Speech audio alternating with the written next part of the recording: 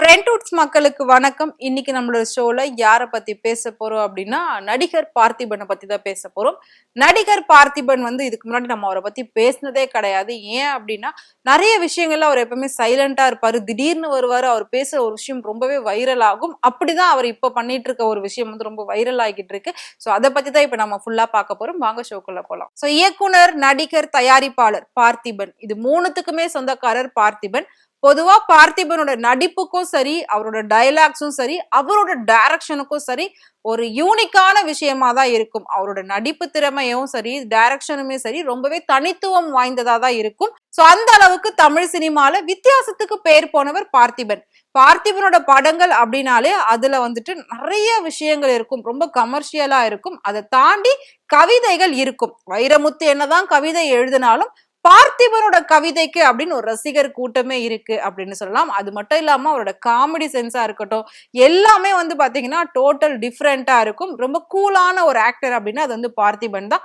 எப்பவுமே தன்னை பத்தின கான்ட்ரவர்சி வந்தா கூட பெரிய அளவுல வாய் திறக்க மாட்டார். வாய் திறந்து ஒரே ஒரு வார்த்தை சொன்னாலும் சூப்பர் ஸ்டார் சொல்ற மாதிரி 100 வார்த்தைக்கு சமமா இருக்கும். சோ அந்த மாதிரி ஒரு வார்த்தையை ரொம்ப ஈஸியா பேசிட்டு போயிடுவாரு. சோ அவருக்கும் வடிவேலுக்குமான வேவ் லென்த் ரொம்பவே சூப்பரா செட் ஆகும். அவங்க காமெடியை பார்த்து நம்ம நிறைய ரசிச்சிருக்கோம், நிறைய சிரிச்சிருக்கோம்.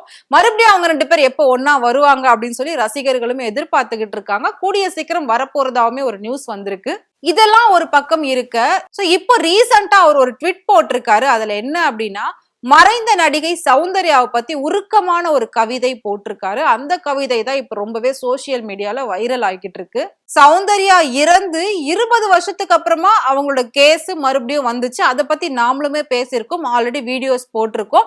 என்ன அப்படின்னா அவங்களோட மரணம் நார்மல் கிடையாது, நார்மல் ஆக்சிடென்ட் கிடையாது. கண்டிப்பா அது பிளான் பண்ண ஒரு மர்டர் அப்படின்ட்டு ஒருத்தர் சொல்லியிருந்தாரு. அந்த விஷயம் ரொம்ப கான்ட்ரவர்சியா போச்சு. அதுவும் ஒரு 2 மந்த் பிஃபோர் தான் அந்த மாதிரி போயிட்டு இருந்துச்சு. இப்போ அது அப்படியே சைலண்ட் ஆயிடுச்சு. ஏன்னா சௌந்தர்யோட ஹஸ்பண்டே அது எதுவுமே உண்மை கிடையாது, அது ஒரு ஆக்சிடென்ட் அப்படின்னு சொல்லிட்டாரு. அதனால அந்த கேஸ் அப்படியே க்ளோஸ் பண்ணிட்டாங்க. அது மட்டும் இல்லாம இப்போ ஏப்ரல் மந்த்ல தான் பாத்தீங்கன்னா அவங்களோட நினைவு தினம் அனுசரிச்சிருக்காங்க. கிட்டத்தட்ட 23 வருஷம் ஆயிடுச்சு அவங்க இறந்து அப்படின்னு பார்த்திபன் உருக்கமான ஒரு பதிவை போட்டிருக்காரு. என்ன அப்படின்னா, சோ கிட்டத்தட்ட அவங்க இறந்து 23 வருஷம் ஆச்சு. இதே ஏப்ரல் மந்த்ல தான் அவங்க இறந்திருக்காங்க. அவங்களோட நினைவு தினம் வந்திருக்கு. அதுலதான் ஒரு உருக்கமான ஒரு பதிவை போட்டிருக்காரு. அவங்க 2 பேரும் சேர்ந்து ஈவன் அப்படிங்கிற ஒரு படத்துல நடிச்சிருந்தாங்க. மேபி அந்த படத்துல இருந்த அந்த ஒரு பாண்டிங் வச்சு இப்ப வரைக்கும் ஒரு நல்ல ஒரு நினைவோட அவர் அந்த கவிதையை ஷேர் பண்ணிருக்காரு. அந்த கவிதையை பல பேர் பாராட்டிக்கிட்டு இருக்காங்க, சூப்பரா இருக்கு அப்படின்னு சொல்லிட்டு. மறக்கத்தான் நினைக்கிறேன், மறந்தால் தானே நினைப்பதற்கு, மறைந்தால் தானே அழுவதற்கு, இருக்கும் போதே மறந்து போகின்ற உறவுகளும் உண்டு, போன பின்பும் மனசோடு ஒட்டி வாழும் சில உறவுகளும் உண்டு ஈவன் அப்படின்னு பதிவு பண்ணிருக்காரு. சோ இந்த பதிவு தான் இப்ப ரொம்பவே வைரலா போய்கிட்டு இருக்கு. இதுக்கு முன்னாடி பாத்தீங்கன்னா ஒரு தோனியை மீட் பண்ணிருக்காரு. தோனியை மீட் பண்ணதை வச்சு ஒரு கவிதை எழுதியிருக்காரு. அதுவுமே சோசியல் மீடியால பயங்கர வைரல் ஆச்சு. அந்த மாதிரி பார்த்திபனோட நடிப்புக்கு மட்டும் கிடையாது, அவரோட காமெடிக்கு மட்டும் கிடையாது, அவரோட கவிதைக்குமே பல ரசிகர்கள் உண்டு. ஏன்னா தமிழே அவர் அவ்வளவு அழகா பேசுவாரு. அந்த உச்சரிப்பா இருக்கட்டும், அந்த தமிழை வளர்க்கிற விதமா இருக்கட்டும், அந்த தமிழ்லயே அவர் புகழறதா இருக்கட்டும், இது எல்லாமே பாத்தீங்கன்னா ரொம்பவே யூனிக் இருக்கும். சோ அப்படி இருக்கும்போது ஒரு அவார்ட் ஃபங்க்ஷன்ல கூட சாய் பல்லவியை பத்தி சூப்பரான ஸ்பாட்லயே ஒரு கவிதை சொல்லியிருப்பாரு. ஒரு மலரே மலரே பார்த்து சிரிக்குது அப்படின்னு சொல்லிட்டு. அது மட்டும் இல்லாம எடைத்தட்டுல ஒரு சைடு வெங்காயத்தையும் இன்னொரு சைடு சாய் பல்லவியோட சிரிப்பையும் வைக்கணும் அப்படின்ற மாதிரி எல்லாம் சொல்லியிருப்பாரு. நிறைய விஷயம் அவர் சொல்றதெல்லாம் பயங்கர ட்ரெண்டிங் ஆயிருக்கு.